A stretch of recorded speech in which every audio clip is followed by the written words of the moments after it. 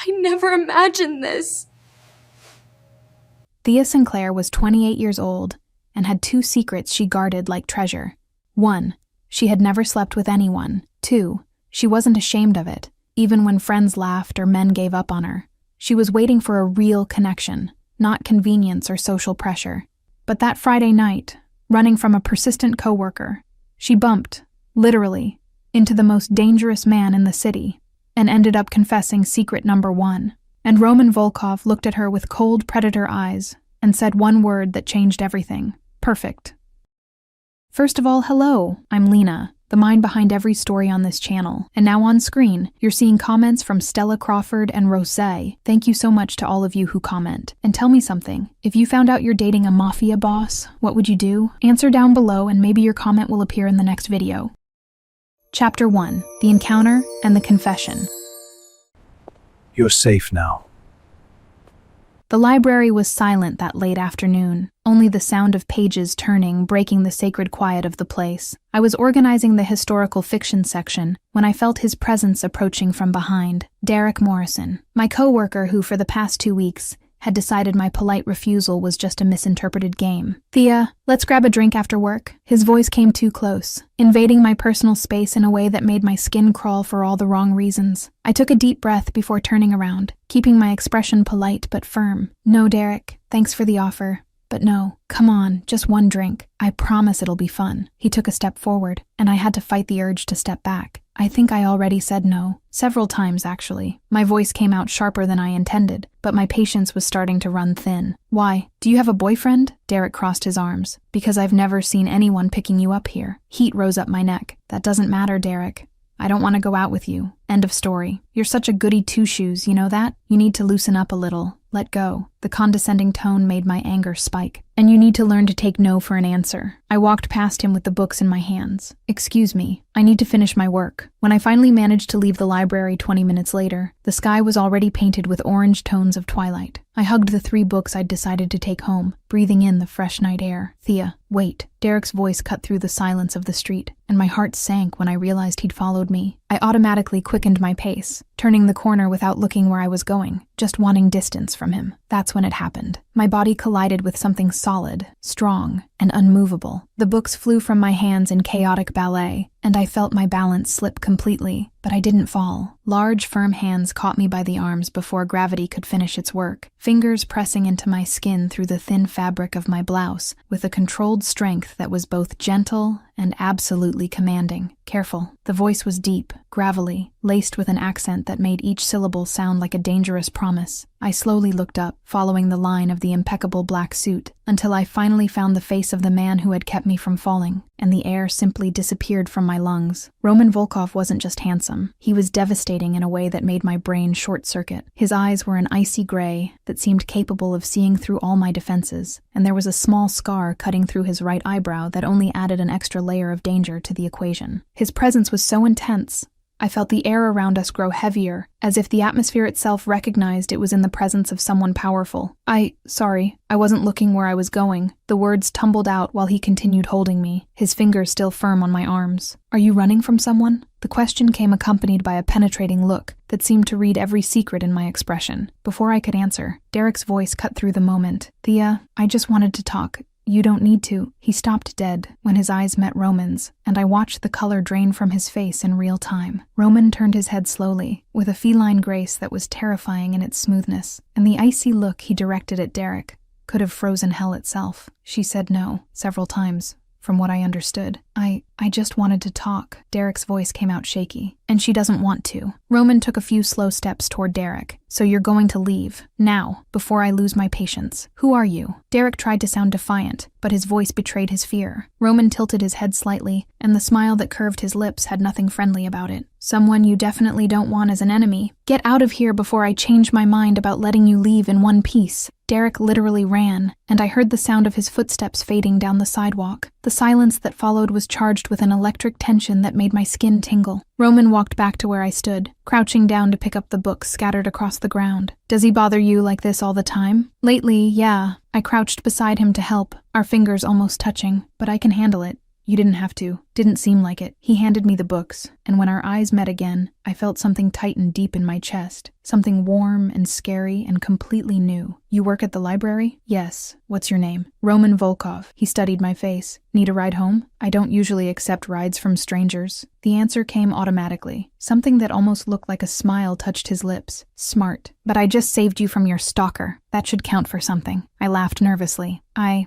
guess so. But my apartment is close. Just a few blocks. Then I'll walk with you, to make sure he doesn't come back. It wasn't a question. I sighed, but couldn't avoid the small smile. Okay, thank you. The walk took only 10 minutes, but Roman had a presence that filled the space in a strange but comforting way. Do you like working with books? He broke the silence. I love it. It's like peace, you know? Quiet. Stories. Do you read? Occasionally. Mostly history, philosophy, military strategy. Makes sense, I murmured. You seem strategic. He turned his head to look at me. And you seem kind. Heat rose to my cheeks. Thank you. I think it was a compliment, Thea. We reached my building too quickly. I stopped in front of the door, not knowing what to say. This is it. Thanks for everything. For getting rid of Derek. For walking with me. For not being a serial killer. I wanted to die of embarrassment. Ignore that last part. He didn't laugh, but his eyes gleamed with amusement. I'll consider it ignored. He pulled a card from his jacket's inner pocket. If Derek bothers you again, call me. I took the card. It only had a phone number. This just has a number, no company name. It's all you need to know for now. Suspicion finally caught up with my brain. What exactly do you do, Roman? Various businesses. Nothing you need to worry about. That was one of the vaguest answers I've ever gotten in my life. It was a safe answer. He studied my face. Good night, Thea Sinclair. Good night, Roman Volkov. And thank you.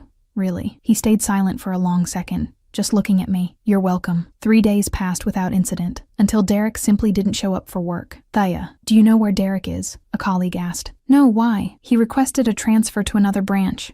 In another city, completely out of the blue. She seemed shocked. Very strange, don't you think? My stomach tightened with a feeling. As soon as I could, I ran to the bathroom and dialed the number on the card. He answered on the second ring. Thea, how did you know it was me? Unknown number. Few people have this contact. Derek requested a transfer to another city. I took a deep breath. Roman, did you do something? I offered him some alternatives. He chose the smartest one. What does that mean? It means he won't bother you anymore. Ever again. The promise in his voice was solid. Are you mad at me? I don't know. Part of me is relieved, but you scared him. He was stalking you, Thea. He deserved to be scared. I pressed my hand against my forehead. Okay, valid point. But you can't do this every time someone's inconvenient. Why not? Because you barely know me. What if I want to know you better? His voice dropped lower, more intense. My heart skipped a beat. What? Dinner. With me. Tomorrow night. Are you asking me out on a date? Yes. Why? Because you're interesting, Thea. Different from everything in my world. I should have said no, but the part of me that had spent 3 days thinking about those ice-gray eyes whispered something different. Okay, dinner tomorrow. He arrived punctually at 7, devastating in a charcoal suit that highlighted every line of his body. You look beautiful. His gaze traveled over my body with obvious appreciation. I had chosen a simple navy blue dress. Thank you. You look very handsome, too. The restaurant was elegant, quiet, and private. We talked about favorite books, my childhood, how I'd lost my parents 5 years ago. Roman listened with total attention, as if every word mattered. Roman, you still haven't told me what you really do. I finally gathered the courage to ask. He fell silent, swirling his wine glass. Do you really want to know? Yes. I control an organization. Import, export, protection, among other things. The pieces fell into place. You're in the Mafia. Bratva, Russian Mafia, specifically. He didn't deny it, and that shocked me. I should have gotten up. But I stayed seated, surprisingly calm. And you're telling me this why? Because if we keep seeing each other, you'll find out eventually. I prefer to be honest now. What if I get up and leave? Something that looked like pain passed through his eyes. I respect your decision, but I'd be disappointed. Why me, Roman? He leaned in, and suddenly he was too close. Because you're pure, Thea. You're real, genuine, different from everything that's part of my world. When I look at you, I see something I thought didn't exist anymore. I'm nothing special. You are, and the fact that you don't realize it only makes you even more special. He took my hand. You make me want to be better. My heart was beating so hard, I was sure he could hear it. In the car on the way to my apartment, the proximity made the air seem too thin. Are you afraid of me? The question came softly. A little, but not of you, of your world. I wouldn't let anything from that world touch you, ever. The promise was absolute. How can you guarantee that? Because I'm the man who controls that world, and what's mine, I protect with everything I have. We reached my building, and he came to my side of the car, opening the door with old-fashioned courtesy. When I got out, he stood there, so close I had to tilt my head back. His hand slowly rose to touch my face with a gentleness that contradicted the power I knew existed in that body. Can I kiss you, Thea? And that's when the panic hit. because I had never really done this, not like this. All my insecurities surfaced at once. I need to tell you something first. The words came out shaky, and I felt tears starting to burn my eyes. What? You can tell me anything. The tears started to fall. I'm 28 years old and I've never been with anyone for real. I've never let myself. I couldn't say the word, but he understood. I waited for rejection. I waited for laughter. I waited for him to pull away, but Roman simply stopped, his eyes fixed on my face as if he were seeing something precious. And when he spoke, his voice was so low and intense that I felt each word reverberate through my bones. Perfect. My brain froze. What? He used his thumb to wipe away the tears. You, Thea, you're perfect. Exactly like this. Exactly as you are. You don't think it's weird? Pathetic? His expression shifted to cold fury. Who made you think there's something wrong with you? Friends? Ex-dates? Everyone always thought there was something wrong with me. The words came out in sobs. Both his hands rose to hold my face. There's nothing, absolutely nothing, wrong with you. You waited for a real connection, for something that mattered. That's not pathetic. That's rare. Precious. It shows strength and conviction. I thought you'd leave. I'm not going anywhere, but now I know I need to be even more careful with you. He wiped away more tears. I won't pressure you. I won't rush you. When it happens, if it happens, it'll be because you chose it, because you trust, and it'll be completely your decision. You're so different from what I expected. A small smile touched his lips. And you're exactly what I didn't know I needed. He leaned in slowly, and when his lips touched mine, it was gentle, respectful, loaded with promise, but without pressure. It was perfect in a way that made more tears fall, but these were from relief, from gratitude. When we pulled apart, I was breathless and trembling. Wow, it was all I could say. His expression softened. Wow, that was my first real kiss. And it was, wow. Something shifted in his eyes, something deep and intense and almost possessive. The first of many, if you'll let me. I will. He kissed my forehead with reverence. Good night, Thea. Sleep well. Good night, Roman. I went up to my apartment with shaking legs and my heart beating a chaotic rhythm. When I closed the door, I let my body slide to the floor. I touched my lips with trembling fingers, still feeling the ghost of his kiss. Roman Volkov, head of the Bratva, had kissed me. And when I confessed, crying, my most vulnerable secret, he had said I was perfect, and somehow crazy and scary and completely irrational. I believed him. I believed every word. Thea herself admitted she was being irrational, but was trusting Roman really the right choice? Chapter 2. Obsession and Dating. I thought of you.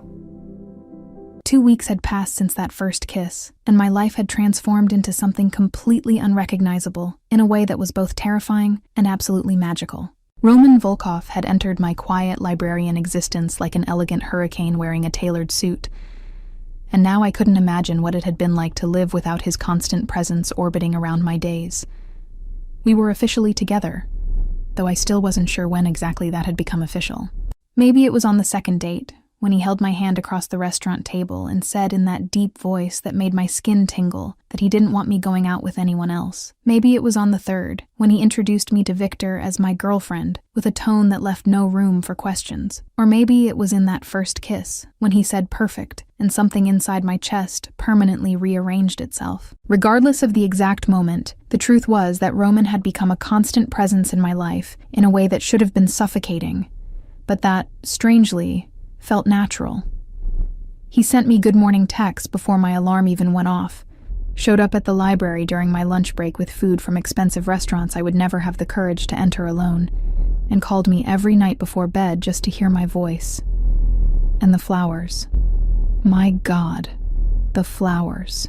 Every single day, without exception, a different bouquet arrived at the library with a small card that said only R in elegant, angular handwriting. Red roses on Monday, white lilies on Tuesday, pink tulips on Wednesday, and so on in an endless rotation of colors and scents that transformed my work desk into an improvised garden. My colleagues were shocked the first few times, surrounding my station with wide eyes and curious whispers about who the mysterious man was who was clearly obsessed with me. Now, 2 weeks later, they just smiled when the delivery arrived, some with barely disguised envy in their eyes, others with that kind of genuine joy that comes from seeing someone being treated like something precious. And that was exactly how Roman treated me, like a rare treasure he'd found by accident, and now guarded with a kind of possessive reverence that should have scared me, but instead made something warm and safe spread through my chest every time he looked at me. What surprised me most was his patience. We kissed, of course, long kisses that made my head spin, and my heart beat so hard I was sure he could feel it through the layers of clothing that always remained firmly in place. But Roman never pushed for more. His hands stayed respectfully on my waist or my face, never wandering into territories that might make me feel uncomfortable or rushed. It was as if he'd made a silent promise to himself that he would court me the old-fashioned way, with patience and care, and was determined to keep that promise no matter what it cost. Victor was Roman's right-hand man, and I officially met him at the end of the first week of dating during dinner at an Italian restaurant that Roman said was owned by an associate. Victor was a few years younger than Roman, with short-cut blonde hair and blue eyes that didn't miss any detail. The kind of man you instinctively knew was dangerous, even when he was smiling politely. "So you're the girl who tamed the boss," Victor said as soon as we sat down, and there was genuine humor in his voice, even though the words were provocative. I laughed, feeling heat rise to my cheeks like it always did when someone made comments about my relationship with Roman. Tamed is a very strong word for what's happening here. No, it's the perfect word. Victor leaned forward, his eyes gleaming with barely contained amusement. He smiles now. "Do you understand how significant that is? Roman never smiled before you showed up. Never." I turned my head to look at Roman, who was visibly irritated with the direction the conversation had taken, an almost imperceptible tension in his jawline. "Victor, are you sure you want to keep talking?" "Completely sure." Victor ignored the veiled threat, with the ease of someone who knew Roman well enough to know exactly how far he could push. "And he's patient now, too. Boss was never patient with anything in his life. But with you, it's like watching a man reborn. Maybe because she deserves patience," Roman said, and the way he spoke, with that intensity burning beneath the calm words, made something inside me melt completely. "Because she's important." Victor fell silent for a moment, studying me with an expression that seemed to be reassessing who I was and what I represented in Roman's life. "You must be really special. I've known this man for 15 years, since he took over the Bratva after his father died. I've never seen him like this with anyone." The mention of Roman's father made something shift in the atmosphere around us, a sudden tension that spread across the table like creeping ice. I felt Roman go completely still beside me, his muscles stiffening in a way that indicated this was a painful topic that shouldn't be touched. I took his hand under the table, intertwining our fingers in a gesture of silent comfort, and felt when he squeezed back with a force that bordered on painful, but that I knew he needed. "Were you close? You and your father?" The question came out soft, careful, giving him the option to answer or change the subject as he wanted. "No." The answer came so cold and final that it effectively ended any further exploration of that territory, and I simply nodded, squeezing his hand once more to show I understood, that I wouldn't push, that I respected the boundaries he clearly had regarding the past. The rest of the dinner flowed more smoothly, with Victor telling carefully edited stories about him and Roman over the years, always stopping before the details became too specific or violent. It was obvious he was trying to give me a glimpse of the man Roman was, without completely scaring me, and I appreciated the effort even knowing there was probably much more hidden between the lines than he was willing to reveal. Iris, on the other hand, had no filter when I finally told her about Roman 3 days after our first date. We were at my apartment on a Friday night, she with a glass of wine in hand, and me with tea, because I'd never developed a taste for alcohol, when I casually let slip that I was dating someone. "You're dating?" Her eyes widened almost comically. "Since when? Who is it? Why didn't you tell me before?" "It's recent. Very recent, actually." I tried to downplay it, but Iris knew me too well to let it slide. "Thea Sinclair, you're going to tell me everything right now, or I swear I'll start asking increasingly embarrassing questions until you beg to be allowed to talk." The threat came with a smile that showed she was absolutely serious. I sighed, knowing there was no escape. "Okay, his name is Roman Volkov. He's 36. He's successful in his business, and we met 2 weeks ago when he helped me with a problem at work." Roman Volkov. Iris repeated the name slowly, as if testing its weight on her tongue, and then something clicked in her head, and her expression changed from curiosity to absolute shock. "Wait, Roman Volkov? The Roman Volkov? The head of the Russian Bratva who controls half the illegal business in the city?" My stomach sank. "You know him? Everyone who works in hospital emergency knows his reputation." Iris put the wineglass on the coffee table so hard I feared the glass would break. "Thea, this is dangerous. Extremely dangerous. You can't date a Mafia boss, especially from the Bratva. He would never hurt me." The defense came automatically, instinctive, loaded with a certainty that came from somewhere deep inside me. Not him. His world. Iris stood up, starting to pace back and forth across the room with nervous agitation. People who live that kind of life have enemies, Thea. Violent and dangerous people who won't hesitate to use you against him if they find out you matter. He protects me, I said softly, thinking of all the times in the past 2 weeks I'd noticed discreet men following me at a distance. Bodyguards that Roman had placed in my routine without even asking if I wanted them. He would never let anything from that world touch me. Iris stopped pacing and looked at me with a mixture of frustration and genuine concern. And your situation? Does he know about you being? Heat instantly rose to my cheeks. I told him on the first date, even before we officially started dating. And the question came loaded with tension, as if Iris was preparing to need to defend my honor against someone who had reacted badly. And he said I was perfect. The words came out in a whisper, still loaded with the emotion I'd felt in that moment. Said there was nothing wrong with me, that waiting for a real connection showed strength instead of weakness. And since then, he's been incredibly patient and respectful about everything. Iris fell silent for a long moment, just watching me with those eyes that knew all my secrets and insecurities. You're in love with him. It wasn't a question. It was a statement, but I still needed a few seconds to gather the courage to admit it out loud. Yes, very much. Terrifyingly. Completely in love in a way I didn't know was possible to feel. Okay, Iris sighed, returning to the couch and picking up her wine glass again. This is intense and probably kind of reckless, but if he makes you happy and treats you well, then I support it. Just promise you'll be careful, and that you'll tell me if anything goes wrong? I promise. I held her hand, grateful for the unconditional friendship, even when my choices probably seemed crazy to outside eyes. The first moment of true physical intimacy happened on Friday night of the second week, when Roman came to my apartment to watch a movie I'd mentioned wanting to see. We started on the couch with a respectful distance between us, me nestled against the cushions and him sitting with that perfectly controlled posture that seemed to be his default setting. But as the movie progressed, the distance gradually decreased until I was practically leaning against him, my head resting on his shoulder, and Roman's arm around my waist in a loose embrace that was comfortable and safe.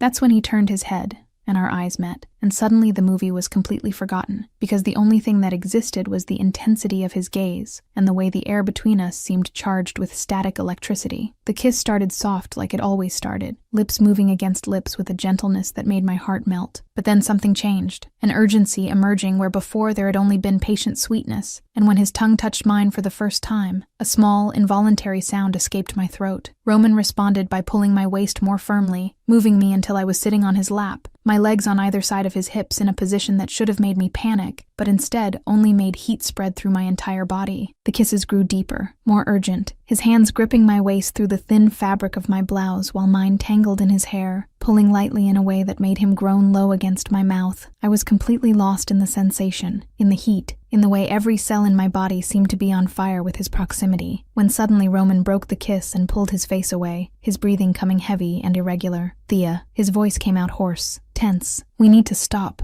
Confusion hit me like cold water. Why? Did I do something wrong? No. God, no. He held my face with both hands, forcing me to look directly into his eyes that were darkened by something I was beginning to recognize as desire. You didn't do anything wrong. It's just that if we don't stop now, I'm going to want more. And you're not ready for more. Courage came from somewhere deep, fueled by the heat still pulsing through my veins, and the way he was looking at me like I was something infinitely precious. What if I'm getting ready? His eyes widened slightly, genuine surprise passing through his normally controlled expression. Thea, I trust you, Roman. The words came out firm, even with my heart beating so hard I was sure he could feel it through the layers of clothing between us. More than I've trusted anyone in my entire life. I know, and that's... He closed his eyes for a second, as if fighting something internally. That's exactly why it can't be today. Not like this, on the couch watching a movie like it's something casual. When it happens, and if it happens, it needs to be because you're absolutely sure of what you want, and it needs to be perfect. The vulnerability that had started to creep in surfaced again, that hateful voice in the back of my head whispering poisonous doubts. Are you sure you want me, even with all my inexperience? Even knowing I probably won't know what to do or how to do it right? The change in him was instant. The hands holding my face became firmer, almost possessive, and when he spoke, his voice was loaded with an intensity that made something inside my chest tighten painfully. Thea Sinclair, I want you exactly as you are. Your purity, your innocence, your kindness, Your way of seeing the world as if there's still hope in it. Everything. Every part of you. I'm obsessed with you in a way that borders on unhealthy. Obsessed? The word came out in a whisper as I processed the raw confession. Completely, dangerously, pathologically obsessed. He pressed his forehead against mine, his ice-gray eyes burning with something so intense it almost hurt to look at directly. You're everything good in a world full of shit. You're the only pure thing I've touched in years, and I'm going to protect that. Protect you, with every breath I have. The emotion came in a wave so strong it left me speechless. So instead of trying to talk, I simply pulled him back into a kiss that was different from the others, loaded not just with attraction, but with something deeper, more meaningful, more permanent. When we separated this time, I was trembling slightly, and Roman pulled me into a tight embrace that made me feel safe in a way that had nothing to do with physical protection and everything to do with emotional connection. I trust you, I whispered against his chest, feeling his heart beating strong and steady beneath my palm. Completely, and I'll never break that trust. The promise came firm, absolute, sealed with a kiss on my forehead that was so full of reverence, I felt tears start to burn in my eyes. Never, Thea. You have my word. And in that moment, nestled in the arms of a man the world knew as dangerous, but who with me was just gentle, patient, and completely devoted, I knew with absolute certainty that I was lost in a way I would never want to be found. Roman Volkov had captured me completely, body and soul, and I was more than willing to let him keep me. Chapter 3. Garrett and Consequences. He won't bother you. Life had acquired a strangely comfortable routine over the past few weeks, with Roman becoming such a constant presence in my existence that I'd almost started to forget the world outside our dating bubble still existed and kept spinning with its own dramas and complications. That's why Garrett Walsh's arrival at the library caught me completely off guard, like a stone thrown into the calm surface of a lake that until then had been perfectly tranquil. Garrett showed up Monday morning, a few minutes after I opened the library for the day, with a confident smile and a folder of documents indicating he was the new employee management had mentioned hiring the previous week. He was attractive in a conventional way that probably worked well for him in most social situations, with brown hair slicked back, bright green eyes, and a kind of easy charm I immediately distrusted for reasons I couldn't fully name. "Hi, you must be Thea." He extended his hand with that smile that had probably been practiced in front of a mirror. "They said you're the best person to show me how things work around here and train me on the system." I shook his hand briefly, before releasing it, keeping a professional and polite expression, even as discomfort was already starting to creep across my skin. "Welcome to the library. I'll show you how everything works and walk you through the cataloging system we use." The first few hours were normal enough, with Garrett asking appropriate questions about the work and paying attention to the explanations I gave about the library's procedures. But then, as we approached lunchtime, something shifted in how he interacted with me, a familiarity emerging where before there had only been professional interest. "Do you eat lunch here or usually go out?" The question came with a look that was clearly more than casual curiosity about work routines. "I could take you to check out some cool places nearby, since you probably know the area better than I do." The answer came automatically, polite but firm in the way I'd learned to be after the situation with Derek. "I have a boyfriend, Garrett. But thanks for the offer. I expected that to be enough, that mentioning a boyfriend would establish the necessary boundaries and end any romantic interest before it could develop into something problematic. But Garrett just smiled in that way, that indicated he didn't see my relationship as a real obstacle. "Does he come have lunch with you sometimes?" The question was asked with a calculated lightness that made my stomach tighten with a bad feeling. "Not always. He works far from here." I started to explain before realizing I was justifying something that didn't need justification. "So he probably wouldn't mind me keeping you company during lunch once in a while, right? Just as colleagues.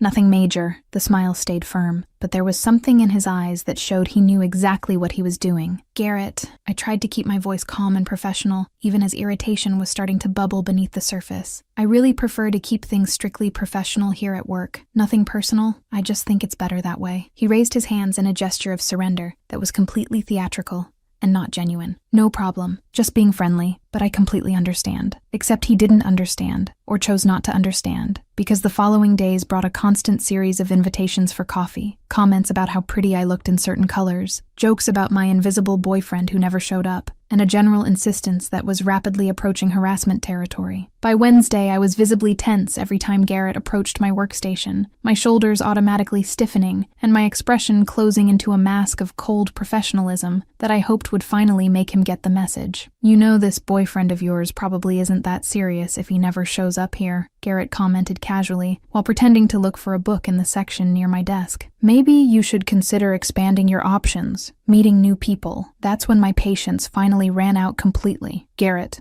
I've already said several times that I have a boyfriend and I'm not interested. You need to stop this now." "Wow, relax. I was just talking." The defensiveness in his voice was irritating, because he knew exactly what he was doing and was trying to make me feel like I was overreacting. I spent the rest of the day avoiding unnecessary interactions with him, and when I finally got home that night, I was so frustrated and emotionally drained I could barely eat the dinner I'd prepared. That's when my phone rang with the personalized ringtone I'd set for Roman, and just seeing his name on the screen made some of the stress start to dissolve. "Hi," I answered, and even to me my voice sounded tired. "What happened?" The response came immediately, his voice loaded with concern he didn't even try to hide. "You sound upset." The urge to downplay it came by instinct, to say everything was fine, and not worry him with something I should be able to handle myself. But the honesty we'd built between us demanded more than comforting lies. "There's a new guy at work who isn't taking no for an answer," I admitted, sitting on the couch and pulling my legs underneath me. "He keeps hitting on me even after I made it clear I have a boyfriend and I'm not interested, and it's starting to get really uncomfortable." The silence on the other end of the line lasted only a few seconds, but when Roman spoke again, his voice had changed to that icy tone I'd learned to recognize as dangerous. "Name." "Roman, you don't need to do anything drastic," I started, but he cut me off gently. "Thea." His name. It wasn't a request. It was a calm but absolutely final order. I sighed, knowing arguing would be useless when he used that tone. "Garrett Walsh. But please don't do anything too over the top. I don't want him to lose his job or something. I'll take care of it." The promise came loaded with a certainty that should have worried me, but instead brought a traitorous relief. "He'll stop bothering you. You have my word." How? I needed to know, needed to understand what exactly "take care of it" meant in the vocabulary of a man who controlled a criminal organization. "Leave it to me, Solnishko." The Russian nickname he'd started using came out with that softness that always made my heart race. "No one bothers you without facing consequences." No one. The possessiveness in the statement should have sent warning signals, should have made me question the dynamics of our relationship and whether it was healthy to have someone so protective in a way that bordered on territorial. But instead, it just made that familiar warmth spread through my chest, the feeling of being protected and valued overriding any rational concern.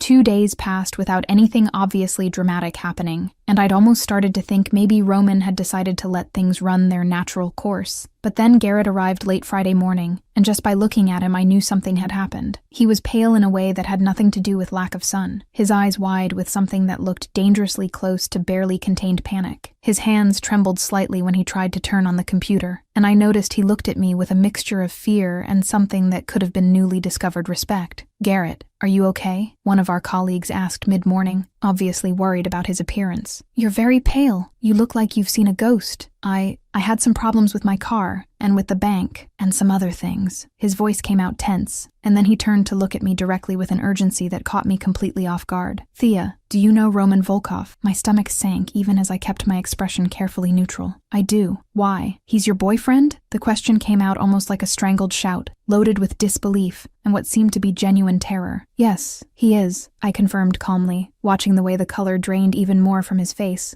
until he was practically gray. "Why are you asking?" Garrett ran his hand through his hair with nervous agitation, looking around as if checking whether anyone was listening before lowering his voice to an urgent whisper. "I didn't know. I thought you were making up having a boyfriend. I thought it was just a polite excuse. I never would have, if I'd known who he was." "Roman talked to you?" I asked, though I already knew the answer from the way Garrett was reacting. "Not exactly talked. No." He laughed, but there was no humor in the sound, just barely contained hysteria. "But my car was towed 3 times in the last 2 days for violations I didn't commit. My credit card was blocked for suspected fraud even though I haven't made any strange transactions. And yesterday someone showed up at my house to check business licenses I don't even have because I don't have any business." The pattern was becoming clear, and I could see Roman's hand in every carefully orchestrated inconvenience that had made Garrett's last few days absolutely miserable, without technically causing any real or permanent harm. "And then last night someone stopped me on the street," Garrett continued, his voice getting even lower and tenser. "A big guy who gave me a very simple message: stop bothering the girl or things are going to get much worse. And I got the message perfectly. "Garrett, I'm sorry," I started, genuinely torn between relief that he'd finally understood and guilt that he'd been scared this way. "No!" He raised his hands as if defending himself from a physical attack. "Don't be sorry.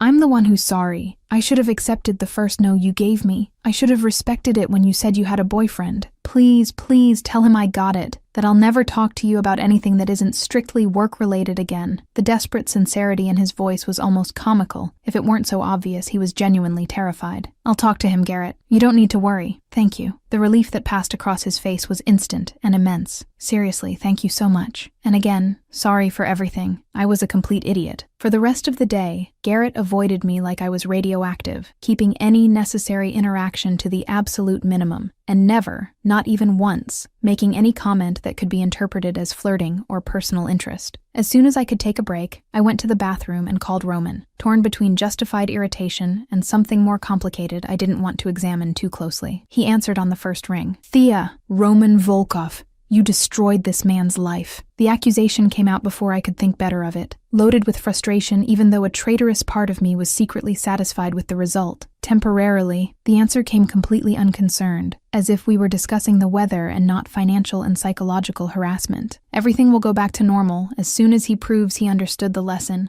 and continues respecting boundaries. You can't just do this every time someone annoys me at work," I argued, even knowing I was fighting a losing battle. "I don't do it with everyone, only with those who stalk and harass you after you make it clear you're not interested." The distinction was made with logic that was hard to contest. Garrett had multiple chances to stop and chose to ignore your discomfort. He deserved to be scared a little. I pressed my free hand against my forehead, feeling the beginning of a headache throbbing at my temples. "Okay, I admit you have a valid point again. But still, this is excessive. Are you mad at me?" The question came softer, loaded with something that sounded vulnerable, in a way Roman rarely allowed his voice to show. And there was the problem, because as much as my rational head said I should be irritated with the way he'd manipulated the situation, my heart was singing with the knowledge that he cared enough to act, that my comfort and safety were important enough to him to take measures. I should be, I admitted honestly, because lying had never been part of what we built, but I'm not. Part of me finds this absurdly protective, even though it's clearly excessive. "I'm possessive about what's mine, Thea." The words came loaded with an intensity that made my heart skip. "And you're mine, completely, absolutely mine." The heat that spread through my entire body with that declaration had nothing to do with room temperature, and everything to do with the way Roman could make me feel precious and desired with just a few carefully chosen words. Possessive is a very strong word. I tried to sound reproachful, but my voice came out too weak to be convincing. It's the right word, and you know it. I could hear the smile in his voice now, that masculine satisfaction of having won an argument that hadn't really even been a discussion. "Come have dinner with me tonight. I want to see you. I want to make sure you're okay after all this stress with Garrett." The urge to say yes was almost overwhelming, but there were responsibilities that needed to be considered. I have to finish cataloging the new books that came in. "Leave it for Monday." The suggestion came firm, persuasive. "One night away from work won't make a difference, and you deserve to relax after the week you've had." He was right. And besides, the idea of spending the evening with Roman was infinitely more attractive than staying alone in the apartment, mentally reviewing all the strange interactions with Garrett. "Okay, dinner." I gave in, and the happiness I heard in his voice when he responded made something inside my chest melt completely. "I'll pick you up at 7. Wear something comfortable. Nothing formal." Roman arrived exactly at 7 like he always did, his punctuality one of the many things I'd learned to appreciate over the weeks. But instead of taking me to one of the elegant restaurants we normally frequented, he took me to his apartment, a surprise that made my eyebrows rise in silent question. "I thought we could have a quiet night here," he explained as he guided me inside, his hand at the small of my back in a gesture that had become familiar and comforting. "I ordered food from your favorite Thai restaurant, and we can watch that documentary about historical libraries you mentioned wanting to see." The fact that he'd remembered these small details about my preferences made something warm spread through my chest, the attention to detail showing how much he really paid attention to everything I said.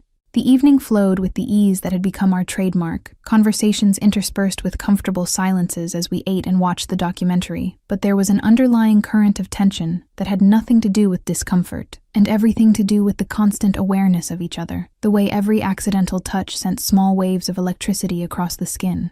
When the documentary ended, I was nestled against his side on the couch, my head resting on Roman's shoulder, and his fingers tracing distracted patterns on my arm in a way that was both relaxing and disturbing. "Thank you for taking care of the situation with Garrett," I said softly, breaking the comfortable silence that had settled between us. "Even though your methods are questionable, I appreciate that you care enough to act. I'll always take care of you, Thea." The promise came firm, absolute. "Anyone who makes you feel uncomfortable or threatened will have to deal with me. That's non-negotiable." I turned my head to look at him, studying studying the strong profile illuminated by the room's soft light. "You realize this is intense, right? That most people would find this level of protection over the top?" He turned to face me, his ice-gray eyes burning with that intensity that always made my heart race. "I'm not most people, and you're not just another girlfriend. You're the only pure and good thing I've touched in years, and I'm going to protect that with everything I have." The words should have sounded excessive, too dramatic to be taken seriously. But the way he spoke, with absolute conviction and raw vulnerability, made them sound like the simplest truth in the world. "I love you." The words escaped before I could think them through. 3 simple words that carried the weight of everything I was feeling, and the moment they came out, I knew they were true in a way that couldn't be questioned. Roman went completely still for a few seconds, his eyes widening slightly with genuine surprise, and then something shifted in his expression, a softness emerging where normally there was only careful control. "I love you too." The confession came hoarse, loaded with emotion he rarely allowed to show. "More than I thought it would be possible to love someone. More than is probably safe or healthy." The kiss that followed was different from all the others, loaded not just with desire, but with the declaration we'd just exchanged, with the promise of everything those 3 words meant. And when we finally pulled apart, both breathless and trembling slightly, I knew with absolute certainty that I'd found exactly what I'd been waiting for all these years. Real connection, true love. Roman Volkov, in all his dangerous intensity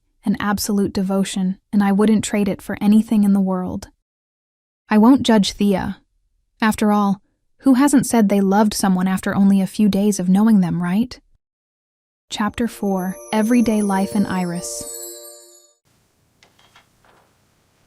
I'll wait. The following weeks brought a strange and wonderful normalcy to my life, with Roman becoming part of my daily routine in a way that seemed to have always belonged there. He showed up at my apartment after work with grocery bags and prepared elaborate dinners in my tiny kitchen while I watched, fascinated by how those hands I knew were capable of violence could be so gentle when chopping vegetables or seasoning meat. It was in moments like these that I saw the man behind the terrifying reputation, the Roman who existed when the masks fell away, and he could simply be human instead of head of the Bratva. And it was in one of these moments, a Friday night when we were sharing a bottle of wine while he cooked something that smelled absolutely divine, that the doorbell rang unexpectedly. I frowned because I wasn't expecting anyone, but when I opened the door and saw Iris standing in the hallway with that determined expression I knew all too well, I immediately knew the night had just gotten much more interesting and potentially complicated. "Surprise!" Iris announced, but the smile didn't quite reach her eyes that were already looking over my shoulder toward the kitchen where the sounds of someone cooking were coming from. "Thought I'd stop by to see how you are, since you've been avoiding me the last few weeks." Guilt hit me because she was right. I'd been so absorbed in the relationship with Roman that I'd neglected my best friend in a way that wasn't fair to her. "I haven't been avoiding you exactly." I started to protest weakly, but she just arched an eyebrow in a look that clearly said she wasn't buying that weak excuse. That's when Roman appeared from the kitchen, drying his hands on a dish towel, and his presence filled the small space of my entryway in a way that was both impressive and slightly intimidating. "You must be Iris," he said, and there was a genuine kindness in his voice that I knew he reserved only for people important to me. Iris studied him with the clinical eyes of a nurse, assessing every detail of his appearance from his dark hair to the way he positioned himself between me and the door, in a manner that was protective without being suffocating. "And you must be the man who's obsessed with my best friend." The direct comment made my eyes widen in shock, but Roman just smiled in that small way that meant he was genuinely amused rather than offended. "Guilty as charged. Want to come in? I'm making dinner and there's more than enough food for 3 people. Iris looked at me for confirmation, and I nodded quickly, opening the door wider to let her pass. She entered with that confident walk that was pure Iris, settling on my couch with the familiarity of someone who had spent countless nights there over the years. What followed was basically an interrogation disguised as polite conversation, with Iris asking questions that seemed casual on the surface, but that I knew were carefully calculated to assess exactly what kind of man Roman was, and whether he deserved to be in my life.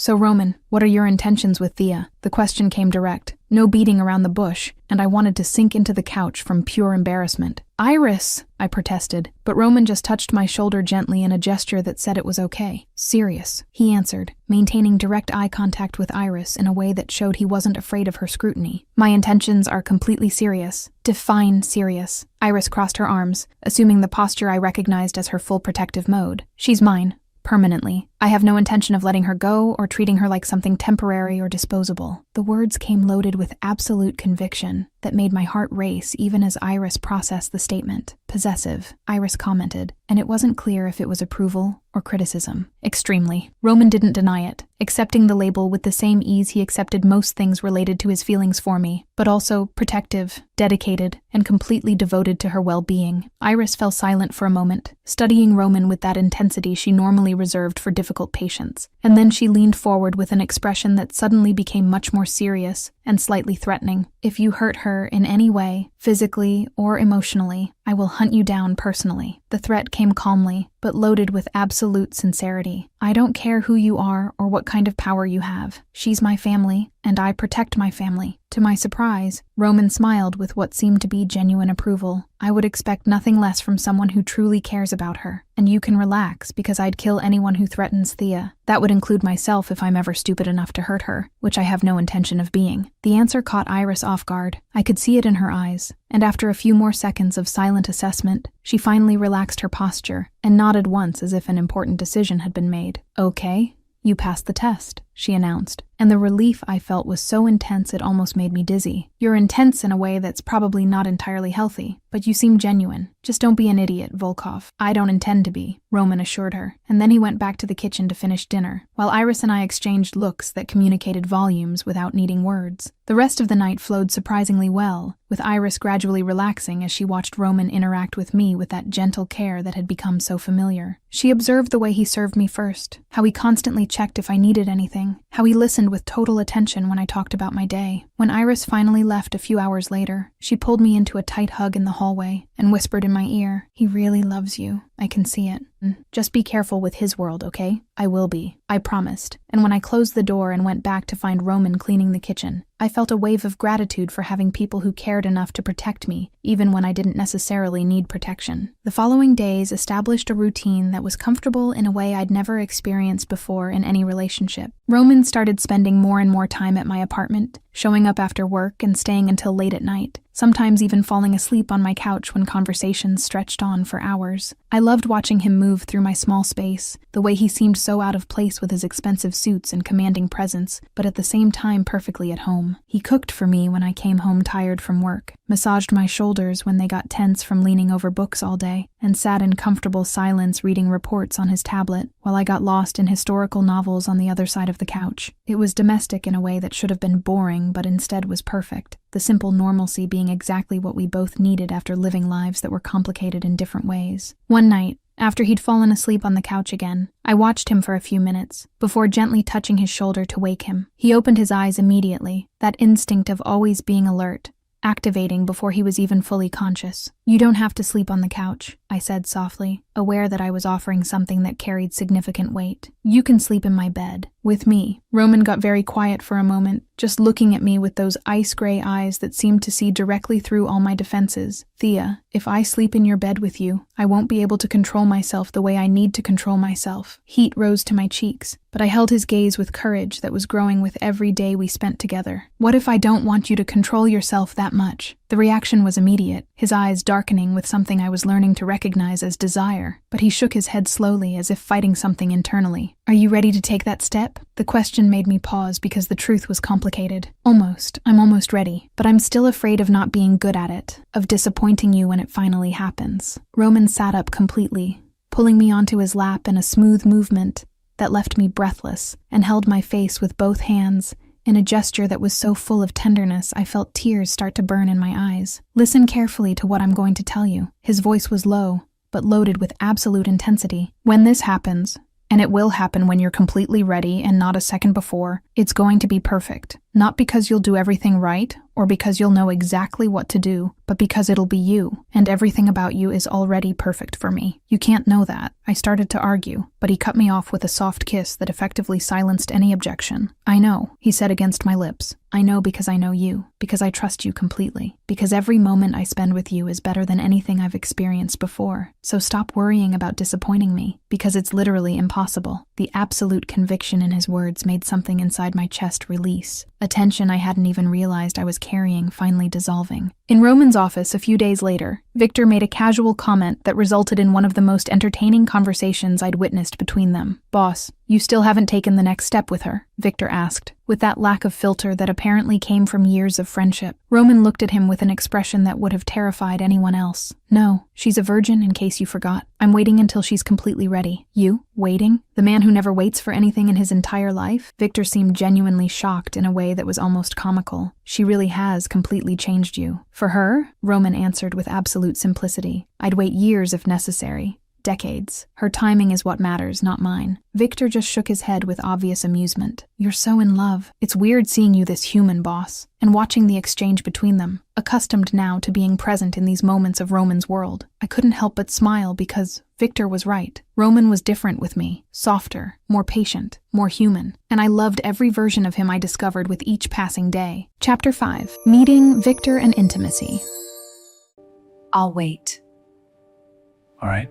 Dinner with Victor happened at an elegant Italian restaurant downtown, and my nervousness increased with every passing minute as Roman drove there with that characteristic calm that made it seem like meetings like this were routine for him. They probably were, but for me, officially meeting the right-hand man of the man I was dating felt like too important a step to be treated so casually. Victor was already waiting when we arrived, sitting at a table in the corner of the restaurant with that relaxed but alert posture that suggested he was constantly assessing everything around him. When he saw us approaching, a wide smile lit up his face, and there was obvious amusement in his blue eyes that immediately made me both nervous and curious about what exactly he found so funny. "So you're the girl who tamed the boss," Victor said as soon as we sat down, and his tone carried genuine humor that made it impossible to take offense at the words. I laughed, feeling the familiar heat rise to my cheeks as I tried to formulate a response that didn't sound completely lame. Tamed is a very strong word to describe what's happening here. No, it's the absolutely perfect word. Victor leaned forward with his eyes gleaming with barely contained amusement. He smiles now. "Do you understand how significant that is? Roman never smiled before you showed up in his life. Never. Not once in all the years I've worked for him." I turned my head to look at Roman, who was visibly irritated with the direction the conversation had taken, an almost imperceptible tension in his jawline that I'd learned to recognize as discomfort. "Victor, are you absolutely sure you want to keep talking in this direction?" "Completely sure, boss." Victor ignored the veiled threat with the ease of someone who knew Roman well enough to know exactly how far he could push without real consequences. And he's patient now, too. Boss was never patient with absolutely anything in his entire life. But with you, it's like watching a completely different man. "Maybe he's patient with me because I deserve patience," I said softly, touching Roman's hand on the table in a gesture of silent solidarity. Victor fell silent for a moment, studying me with that intensity that suggested he was reassessing who I was and what exactly I represented in Roman's life. "Because you matter. You're the first person in years,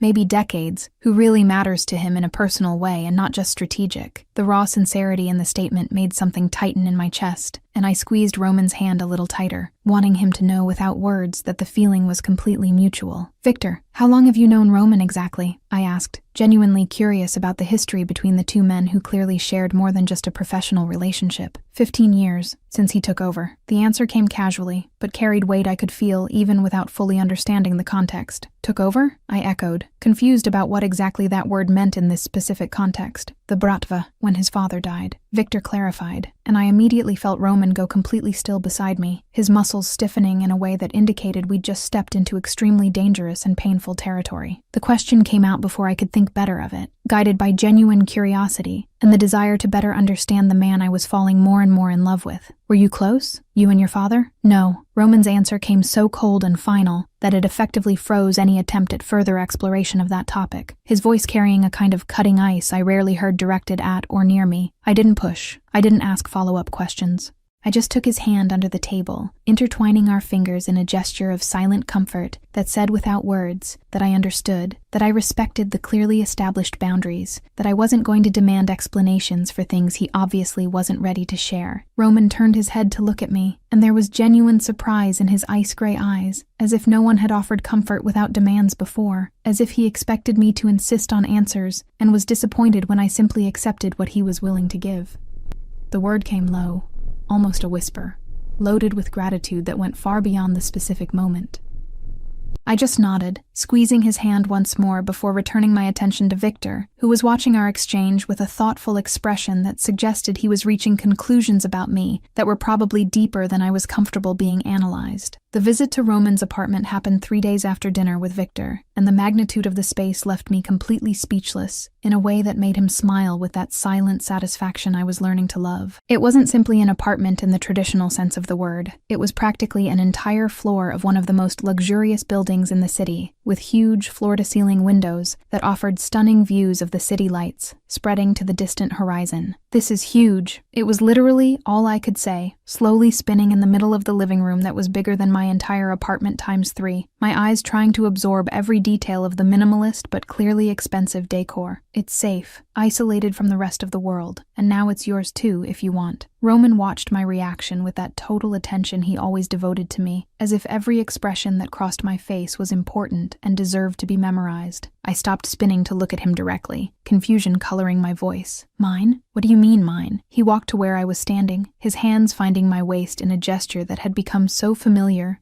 and comforting. "You can come here whenever you want. Stay as long as you want. Consider this space an extension of your own. I want you in my life completely, Thea, not just in compartmentalized or separate pieces." The weight of what he was offering made my heart squeeze in a way that was both scary and absolutely wonderful. "This is a very big step. Are you sure?" "More sure than I've ever been about anything in my entire life." He pulled a key from his pocket that had clearly been prepared before I even arrived, extending it to me. "This is yours, to use when you need or want to." Roman's kitchen was a work of art in stainless steel and black marble, with professional appliances that probably cost more than a new car. He had insisted on preparing dinner for me instead of ordering food, and I sat on the high counter, watching him move through the space with that natural efficiency that suggested frequent practice. I don't know exactly when the atmosphere changed, when casual conversation gave way to something more charged and intense, but suddenly Roman was standing between my legs, where I sat on the counter, his hands on my waist, and his eyes fixed on mine with an intensity that made it hard to breathe properly. The first kiss was soft, almost hesitant, but quickly deepened into something more urgent and needy. His hands gripped my waist through the thin fabric of my blouse,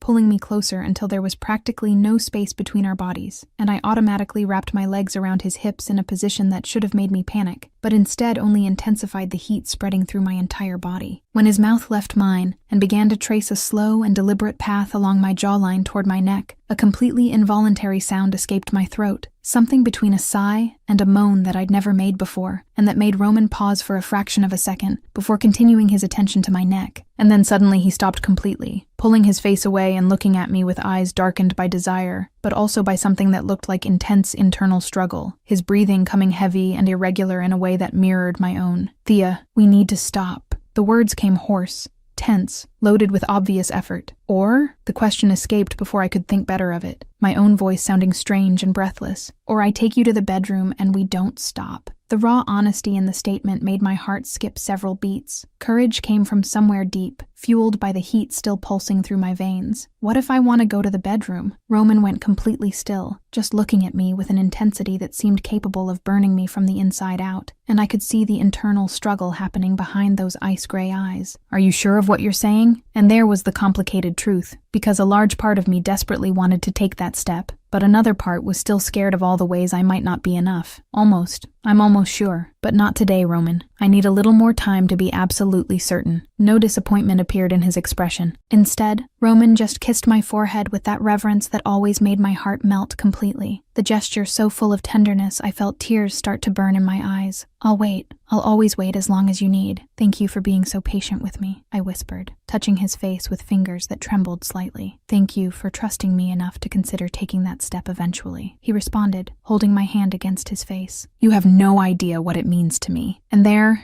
in his kitchen with my legs still around his hips and my heart beating fast, I knew I was falling in love in a way I would never want to recover from. Chapter 6.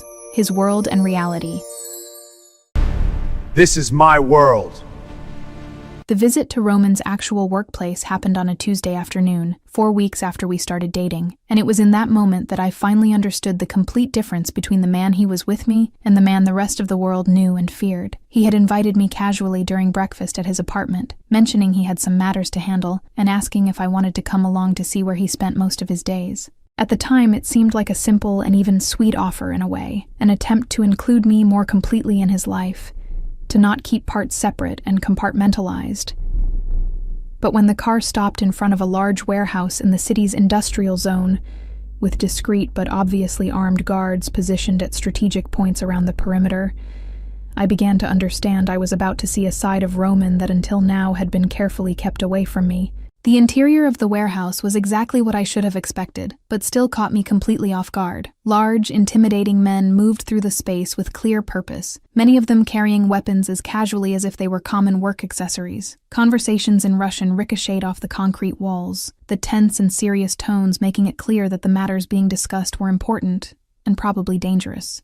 And Roman at the center of it all was a completely different figure from the man who cooked for me in his kitchen, or who held my hand while we watched movies on the couch. Here he was, pure authority, condensed into human form, his posture more upright, his movements more calculated, his expression absolutely controlled in a way that was both impressive and slightly terrifying. Men who looked perfectly capable of breaking bones with their bare hands bowed slightly when Roman passed, their respectful looks bordering on reverent fear. Orders were given in rapid Russian, and were followed immediately without questions, each word from him carrying absolute weight that left no room for disobedience or hesitation. Roman noticed my discomfort almost immediately, because he always noticed everything related to me, turning his head to look at me with those penetrating eyes that seemed capable of reading every thought passing through my head. "You want to leave? I can take you back to the apartment if this is too much." The offer was genuine and tempting, but it also felt wrong in a way, as if accepting would be a rejection not just of the space, but of the person he was when he wasn't with me. "No, I don't want to leave. It's just different seeing you here than at my apartment or yours. Here, you're a completely different person." Something that looked almost like vulnerability passed quickly through his eyes. "This is my world, Thea. Violent, dangerous, full of things I'd prefer you never have to witness. Do you still want to be part of this knowing what it really means?" The answer came from deep in my heart, without hesitation or second thought. "I want to be part of your life, all of it. And that includes your world, even the parts that are scary or hard to process." Something in him broke in that moment, a raw emotion crossing his normally controlled expression in a way I'd never seen before. No one's ever said that to me. No one's ever wanted the difficult parts along with the easy parts. I held his hand, squeezing hard, even conscious that probably half the people in the warehouse were watching us. "Then I'm the first. And you deserve someone who accepts you completely, Roman, not just the convenient pieces." The meeting Roman needed to conduct happened in a closed room on the warehouse's second floor, and Victor appeared to keep me company while we waited, guiding me to a waiting area that had surprisingly comfortable chairs and a coffee machine that seemed completely out of place in the industrial environment. "Are you afraid of him?" Victor asked after a few minutes of silence, the question coming casually, but loaded with genuine curiosity. "Of Roman? No." The answer came automatically because it was simple and absolute truth. "Even knowing what he does? What he's capable of doing when necessary?" Victor leaned forward, studying my face with that analytical intensity that seemed to be characteristic of all the men who worked for Roman. "He would never be violent with me. Of that, I'm absolutely certain." I spoke with conviction that came from weeks observing the way Roman treated me like something infinitely precious that needed to be protected. "How do you know with such certainty?" The question wasn't challenging, just genuinely curious about the source of my confidence. I thought for a moment before responding, trying to articulate something that was more intuitive feeling than rational logic. "Because when he looks at me, I see a different man. Not the boss, not the head of the Bratva, just Roman, the person underneath all the masks and roles the world demands he wear." Victor fell silent for a long moment, processing my words with a thoughtful expression. "You're good for him, you know? He needs someone who sees the man instead of the reputation. Someone who makes him remember he's still human underneath it all." The accidental discovery happened when I was going to the bathroom, passing through a hallway that seemed empty but clearly wasn't. Sounds were coming from a nearby room, and before I could process that I should move away and pretend I hadn't heard anything, my brain had already registered the words being shouted. "I don't know anything. I swear I don't know!" The man's voice was loaded with terror and pain, and each word came out louder and more desperate than the last. "You have 10 seconds to change your mind about that answer." Roman's voice came icy in a way I'd never heard directed at me, each word cutting like broken glass. "And I strongly suggest you use those seconds wisely." The sound of a slap echoed through the hallway, followed by a muffled scream, and I froze completely in place, my body refusing to move even while my brain screamed to run, to get out of there, to not hear anything more that would solidify the reality of what Roman really did when he wasn't being gentle and patient with me. Victor appeared out of nowhere, taking me by the arm firmly, but not brutally, and quickly guiding me away from that room. "Come on, Thea. You shouldn't be hearing this. He's hurting that man." The words came out weak, shocked, loaded with a reality that until now had been more theoretical than concrete. "He's interrogating. It's part of the job, part of what needs to be done to keep the organization running and protect the people under his protection." Victor spoke with practicality that suggested scenes like that were completely normal for him. "I need air, now," I managed to say, feeling the warehouse suddenly seem too small, the air too thin, everything pressing around me in a way that made it hard to breathe properly. The car was in heavy silence as Roman drove, neither of us knowing exactly what to say or how to break the tension that had settled between us like a physical wall. Victor had obviously told him about what I'd heard, and his jaw was tense in a way that indicated he was preparing for a difficult conversation. "You heard." It wasn't a question. It was a simple statement of fact.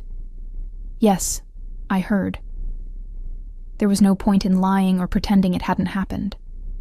"And now you're afraid of me." His voice was carefully neutral, but I could hear something underneath that sounded dangerously close to resignation. "Not of you specifically, of what you do maybe, of the violence that's part of your world." I tried to articulate the difference because it was important, because he needed to understand that my fear wasn't of him as a person, but of the realities of his lifestyle. "I can't change that, Thea. This is who I am, what I do to maintain control and protect what's mine." Each word came heavy with acceptance that this could be the end of us. "But you're different with me. You're kind and patient and would never hurt me," I argued, feeling tears start to burn in my eyes because I didn't want this to be the end. Not when I'd found something so rare and precious. "Because with you, I can be different. With you, I have permission to be just a man instead of the boss." He stopped the car on the shoulder, turning to look at me directly. "But the rest still exists, Thea. The violence, the danger, all the ugly parts you just heard. That doesn't disappear just because I want to be better for you." Tears started to fall before I could stop them. "I know that, and it's scary and hard to process, but I still love you. Even scared, even knowing what you do, I still love you more than I thought it was possible to love someone." Roman went completely still, his eyes widening slightly with something that looked like genuine shock. "You love me, even after today?" "Yes, I love you, so much, completely," I admitted through tears. "And that scares me as much as anything I heard in that warehouse." Something shifted in his expression, all the tension draining as he reached to wipe away my tears with surprisingly gentle fingers. "I love you too, Thea, more than I thought it was possible to love anyone. You're the first pure and good thing that's entered my life in decades, and the idea of losing you—" "You're not going to lose me," I interrupted, taking his hand and squeezing hard. "I just need time to process all of this, to understand how to balance the man I know with the reality of what you do." We sat there in the parked car, processing the weight of everything that had been said and unsaid, and when he finally pulled me into a tight embrace, I allowed myself to melt into him, letting love overcome fear, even knowing the journey ahead would be complicated.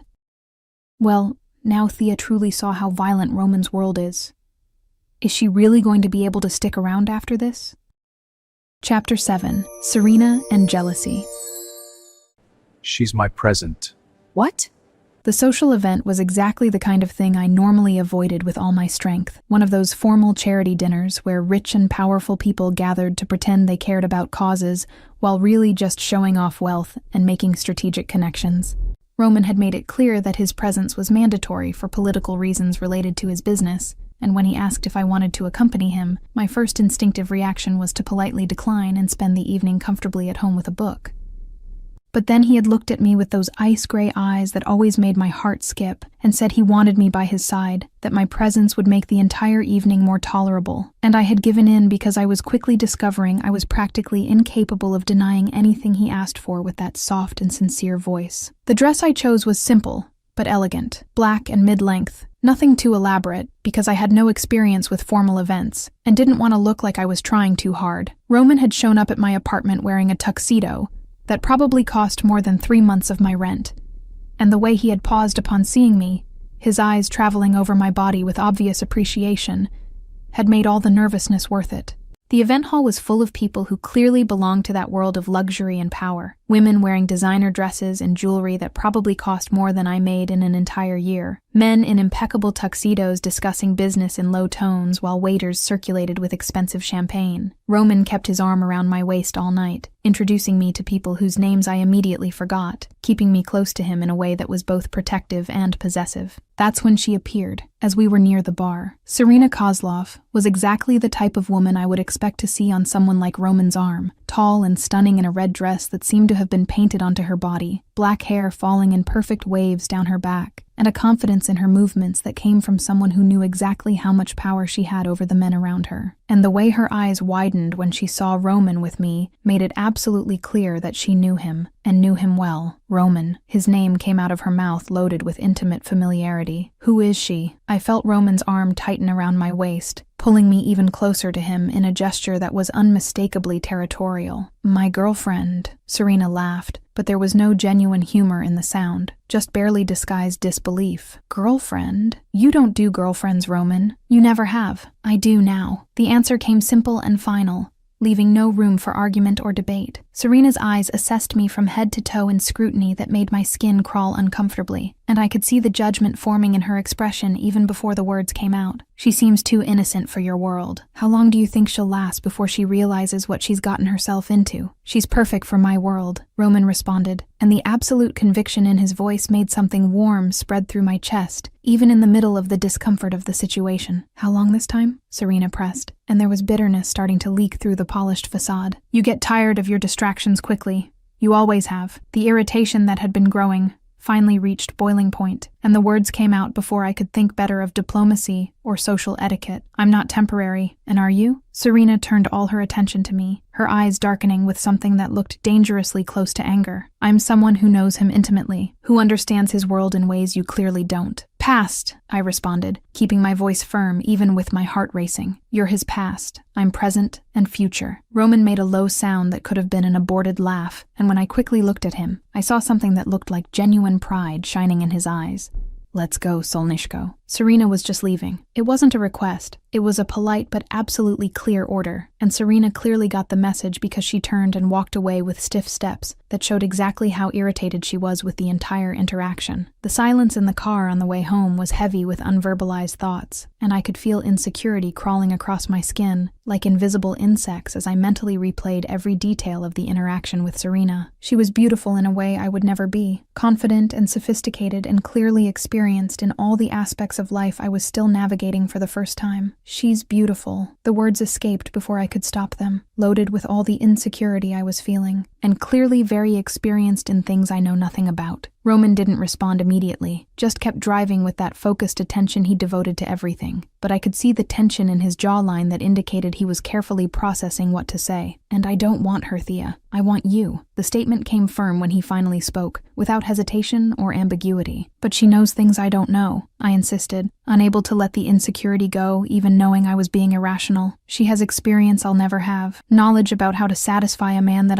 The car stopped abruptly on the shoulder, and before I could process what was happening, Roman had turned in his seat to look at me directly with an intensity that made my words die in my throat. Thea, do you really think I want you for sexual experience? The question came loaded with something that seemed almost like pain. You think that's what matters to me? I don't know. Frustration leaked along with the words. I just know she clearly knows how to give you things I don't. And that scares me, because what if when it finally happens between us, I'm not good enough? He reached to hold my face with both hands, forcing me to maintain eye contact even when I wanted to look away. Listen very carefully to what I'm going to tell you. I don't want you for experience. I want you for who you are. Pure, kind, real, completely genuine in ways no one else in my world is. Serena may have experience, but she never had this. Never had you. What if I disappoint you when it finally happens? The question came out in a vulnerable whisper. Impossible. Completely impossible. And you want to know why? He waited until I nodded before continuing. Because it'll be you, and everything about you,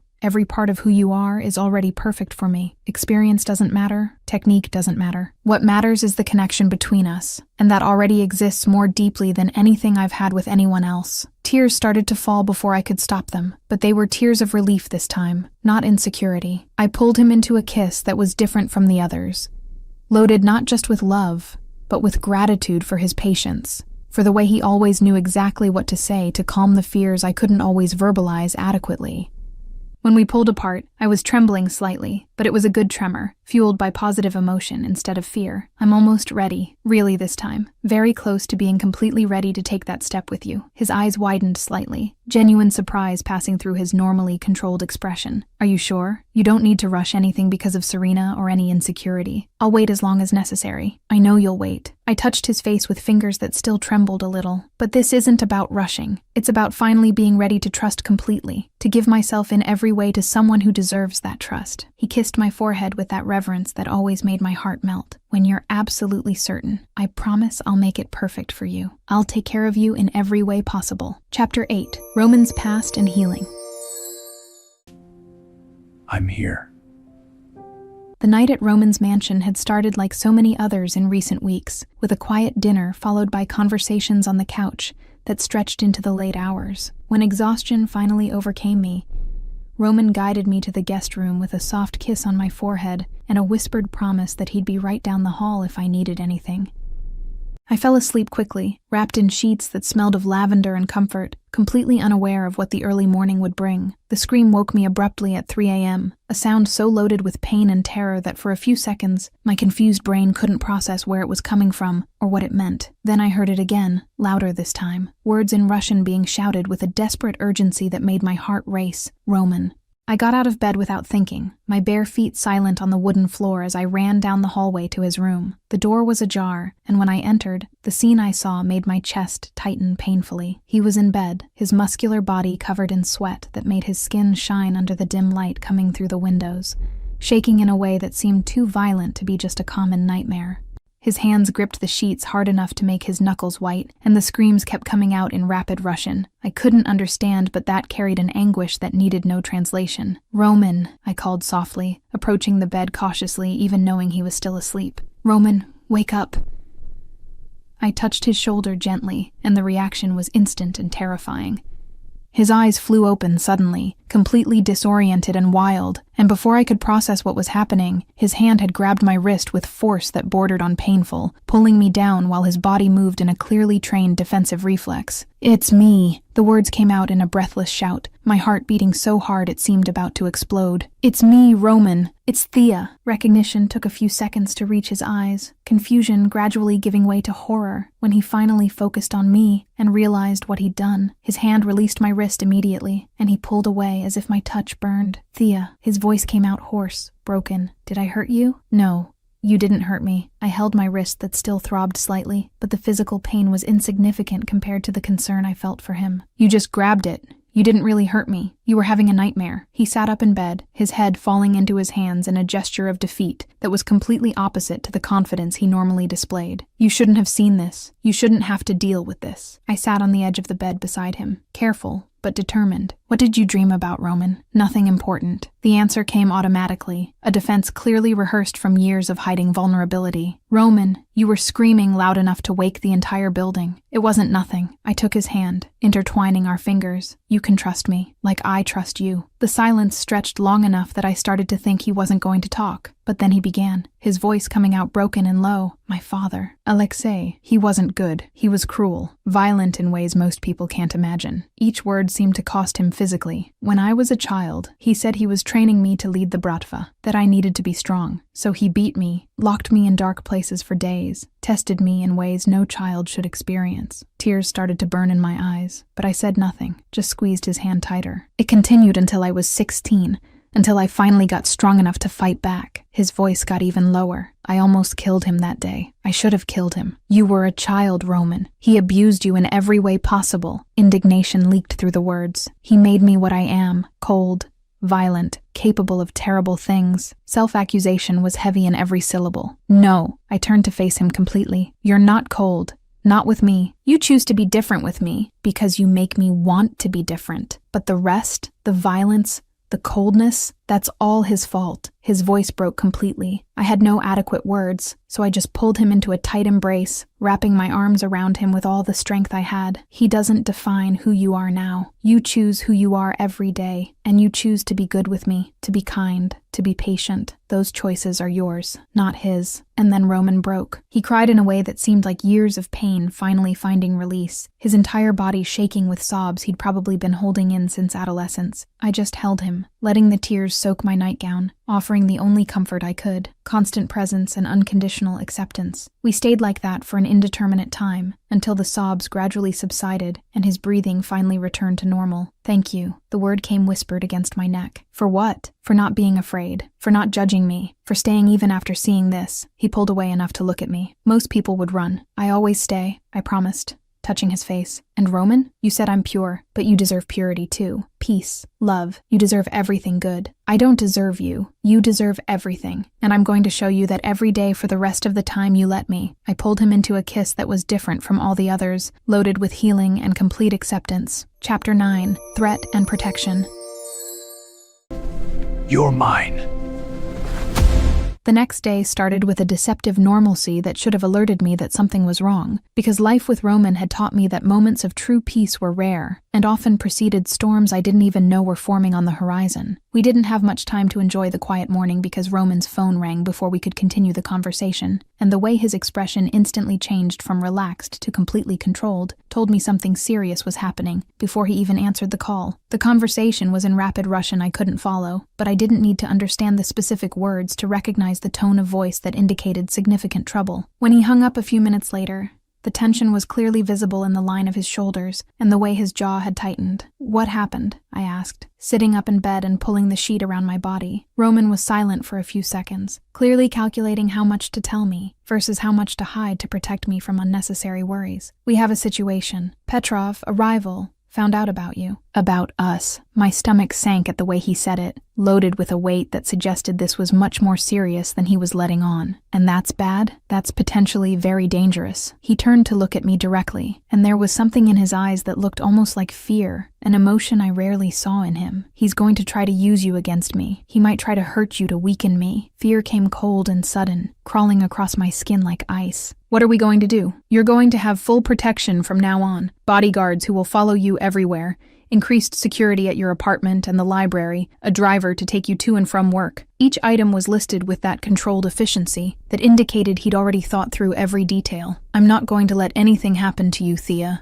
That I promise." The reality of the situation became concrete on Monday, when I returned to work and noticed the discreet but obviously present men who followed me at a carefully calculated distance. They were professional enough not to be obvious to most people, but I'd learned to recognize the signs after weeks in Roman's world, the way they positioned themselves strategically, how their eyes constantly scanned the environment, how their hands always stayed close to where I knew they carried hidden weapons. Roman was more tense than I'd seen him in weeks, the worry clear in every call he made to check if I was okay, in every text asking me to confirm my location, in the way he showed up at the library during lunch hour when he'd normally be busy with important meetings. "You're scaring me," I admitted quietly during one of these impromptu lunches, sitting with him at a nearby cafe while the bodyguards maintained a discreet perimeter around us. "How worried should I be about this?" He held my hand on the table, his fingers intertwining with mine in a gesture that had become our way of seeking mutual comfort. "I'm not going to lie to you, Thea. Petrov is dangerous. He doesn't have the same codes I have, doesn't have the same lines he won't cross. If he decides that hurting you is the best way to get to me, he won't hesitate.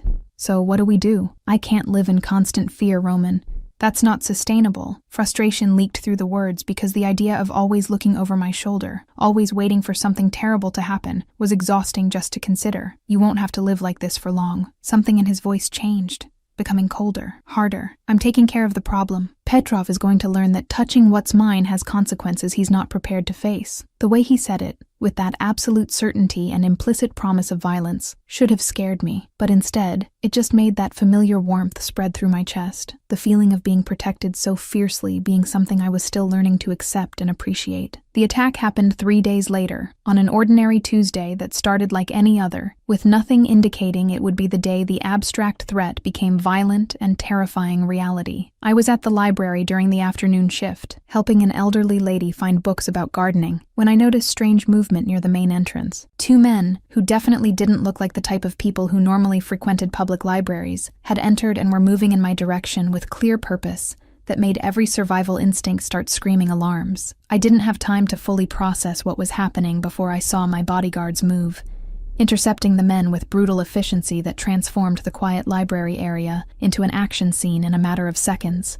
There were no screams or dramatic explosions like in movies, just quick and precise movements, muffled sounds of impact, and then the two men were on the ground being restrained, while other bodyguards I hadn't even noticed were present, appeared to help. I stood frozen in place, my brain struggling to process what I'd just witnessed, vaguely aware of the elderly lady beside me making shocked sounds, and other people in the library starting to realize something serious had happened. My phone rang before I could start moving again, and I answered with hands shaking so violently I almost dropped it. "Thea," Roman's voice came loaded with barely contained panic I'd never heard from him before. "Are you okay? My men called me, said there was an attempt. Are you hurt?" I'm okay." The words came out shaky. Shocked. "They didn't get near me. Your men protected me. I'm coming there. Now. Don't leave the library. Stay where my men can see you." The order came firm, and I heard sounds of rapid movement on his end of the line. "I'll be there in 20 minutes. He arrived in 17 minutes, a record considering the distance from where he was, and the way he entered the library was like watching a force of nature in human form. His eyes scanned the environment immediately, locating my position in seconds, and then he was beside me, his hands running over my face, my arms, visually checking for injuries even though I'd told him on the phone I was fine. "Are you sure you're okay? They didn't touch you." The questions came urgent, desperate in a way that showed exactly how much the situation had shaken him. "I'm sure, I'm fine, just scared." I threw myself into his arms, seeking the comfort of his solid and safe presence, and he immediately wrapped me in an embrace so tight it almost made it hard to breathe. "Petrov is going to pay for this." The promise came whispered against my hair, loaded with an icy fury that sent shivers down my spine. "He's going to pay dearly for trying to hurt you." The war that followed happened completely outside my view, with Roman carefully keeping me away from any specific details about what exactly he was doing to eliminate Petrov's threat. All I knew came from vague comments from Victor, and the way the tension gradually drained from Roman's shoulders over the following days. A week after the attack at the library, he showed up at my apartment late at night with an expression that was a mixture of exhaustion and relief. "It's over," he said simply, entering and pulling me into an embrace that seemed as much about him seeking comfort as offering me security. "Petrov won't be a problem anymore. For anyone." I didn't ask for details because part of me didn't want to know exactly what that meant, what measures had been taken to ensure the threat had been permanently eliminated. Instead, I just held him, offering the silent comfort I'd learned he needed but rarely asked for. "You're safe now," he continued, his voice coming out tired but firm. "Completely safe. I made sure of it. Thank you for protecting me," I whispered against his chest, feeling his heart beating strong and steady beneath my palm. "I'll always protect you, no matter what it costs, no matter what needs to be done." The promise came absolute, unwavering. "You're the most important thing in my life, Thea. More important than business, more important than power,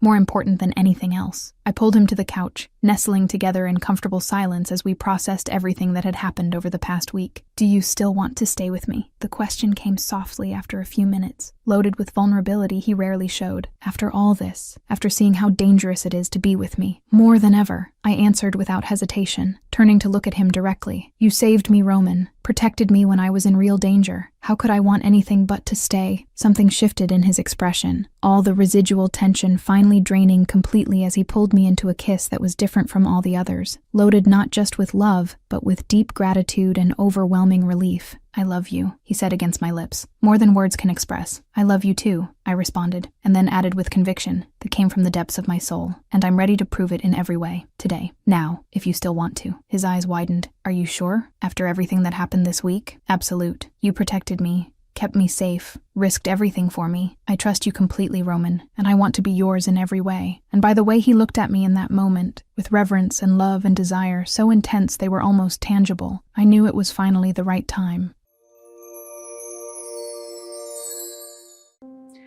I choose you. Chapter 10, First Time and Future. The walk to Roman's bedroom was made in silence, loaded with anticipation and nervousness that made my heart beat so hard I was sure he could hear it. Each step seemed both too fast and too slow, my mind oscillating between absolute certainty and small flashes of insecurity that still whispered doubts, even knowing this was the right decision. When we entered the bedroom, and Roman gently closed the door behind us, the reality of the moment finally solidified in a way that was both terrifying and absolutely perfect. He turned to look at me, and the intensity in his eyes was tempered with something so tender it made my chest tighten. "If you change your mind at any moment, at any second, you just need to say so, and we stop immediately." The words came firm, an absolute promise that left no room for doubt about how serious it was. "I'm not going to change my mind." I responded with conviction that came from the depths of my soul, taking a step toward him and touching his face with fingers that trembled only slightly. "I want you, Roman, completely." The kiss that followed started soft, but quickly deepened into something more urgent. Months of waiting and restraint finally finding release as we moved together toward the bed. His hands were gentle as they helped me lie down, each touch loaded with reverence that made it seem like I was something infinitely precious that needed to be handled with maximum care. "I'll go slow," he promised, positioned over me with his arms supporting his weight so as not to crush me. His ice-gray eyes fixed on mine with intensity that made it hard to breathe properly. "Tell me if it hurts too much, if you need me to stop or go slower." "Okay." The word came out nervous but confident, because despite the fear of the unknown, I trusted him completely and absolutely. What happened next was wrapped in gentleness and care that exceeded every expectation I had formed. Roman was patient in ways I didn't even know were possible, constantly checking with me, asking if everything was okay, adjusting based on every small sound I made or every tension he felt in my body. There was discomfort, yes, moments where I needed to take deep breaths and remind myself to relax, but the pain I'd worried so much about was minimized by his constant attention and by the emotional connection that transformed the physical act into something much deeper and more meaningful. Tears started to fall at some point, not from pain, but from emotion so intense I couldn't contain it. The reality of finally sharing this with someone I loved so completely, being overwhelming in all the best ways. Roman paused immediately when he saw the tears, worry clear in his expression. "Am I hurting you? We stop right now if you—" "No," I interrupted quickly, touching his face to reassure him. "It's not pain. It's just that I love you so much. This is all so perfect and I couldn't finish the sentence because more tears came, but Roman just kissed each one with that gentleness that always made my heart melt. "I love you more. You're perfect, Thea. Absolutely perfect. And you're mine now. Completely mine." The rest happened wrapped in soft whispers and reverent touches, and when it finally ended, we lay embraced in complete silence as we processed the weight of what had just happened between us. I started after a few minutes, trying to find adequate words to describe an experience that seemed to transcend common vocabulary. "Perfect?" Roman suggested, one hand tracing lazy patterns on my back in a way that was comforting and intimate at the same time. "Beyond perfect. Thank you for everything, for being so patient, so careful, for making this be exactly what I needed it to be." Gratitude leaked through every word. "Thank you, for trusting me enough to share this, for choosing me as the person you wanted to have this experience with." He kissed my forehead. "For giving me something so precious." "I'll always trust you," I promised, nestling closer to the warmth of his body. "And I'll always protect you, love you, worship you in every way possible." The promise came sealed with another kiss. We fell asleep like that, intertwined in ways that were both physical and emotional, more connected than we'd ever been before. I woke up the next morning, still wrapped in his arms, the sun filtering through the curtains and painting the room with soft golden light. Roman was already awake, watching me sleep with that intensity that should be disturbing, but instead just made something warm spread through my chest. "Are you watching me sleep?" I asked with a voice still hoarse from sleep, unable to avoid the small smile that curved my lips. "You're too beautiful not to watch." The answer came without shame or embarrassment, completely sincere. Heat instantly rose to my cheeks. "You're ridiculous. Ridiculously in love," he corrected, pulling me closer, "and completely without regrets about it." I laughed, the sound coming out soft and happy, in ways that seemed to perfectly sum up how I was feeling. "That was terrible, but it made you laugh, so it was completely worth it," he argued with logic that was hard to contest. We stayed there for a few more minutes just enjoying the quiet morning, until finally curiosity about the future made me ask, "What happens now?" "Now?" Roman repeated, as if the question was too obvious to need an answer. "Now you stay, forever, with me." "Forever is a very long time," I pointed out, but there was no real argument in the words.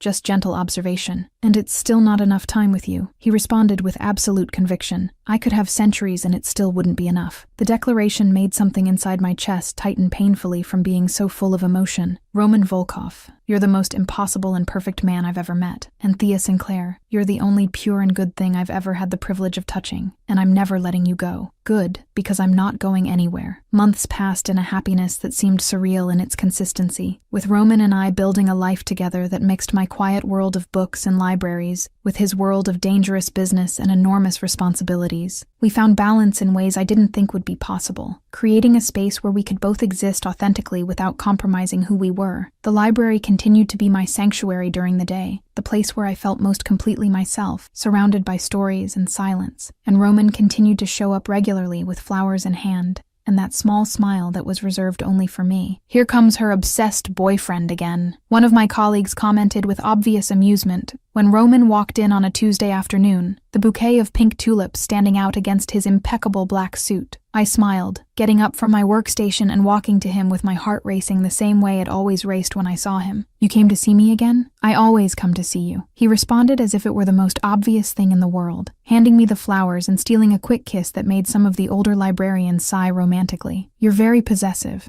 You know that?" I commented, but there was no real reproach in the words. "And you love it." He countered with that confidence that came from knowing me too well. I couldn't deny it because he was completely right. "Yes, I do." "Good. Because you're mine, Thea. Forever, and I'll never get tired of reminding you of that. And you're mine. Equally," I responded, touching his face. "Forever, too." She was pure. He was darkness. She waited 28 years for the right person. He waited a lifetime for something worth protecting. When she confessed, crying, that she was chaste, expecting rejection, he said the word that changed everything: perfect. And it was. She healed the wounds he hid. He protected the innocence she guarded. No grand final declaration, just them, in the middle of a full library. He possessive and she confident. Love that started with tears and single words, and ended with absolute certainty. They were destiny. Now I've put together some really interesting trivia for you. So if you like fun facts and Easter eggs, you're going to love what I'm about to tell you. The story has 4 main villains: Caleb, the abusive ex; Bianca, the jealous ex-mistress; Nathan, the vengeful brother; and Victor, the big rival. So you could see how much our lovebirds suffered before they could be together. This next fun fact I doubt you noticed. Mira never knew Adrian's full last name until she became Mira Wolf. Leah was the only character who threatened to kill Adrian and lived to tell the tale. The first time Adrian says "I love you" is in public, not in private. Adrian never takes anyone's life directly in this story. But I can't reveal anything about the other ones. The baby's gender is revealed in Chapter 9, but the baby girl's name is never revealed in the story. Who knows? Maybe you'll find out in the future. Mira runs away in fear of the dangerous world, but becomes the queen of that world. The story has one complete flashback, and you realize how this was a love as intense as it was sudden. Mira's answer, Caleb who, at the end, mirrors how she completely overcame the trauma and is ready for a new life without adventures. But will she be able to achieve that? And to watch another unmissable story, click on the video that appears now on your screen and check it out.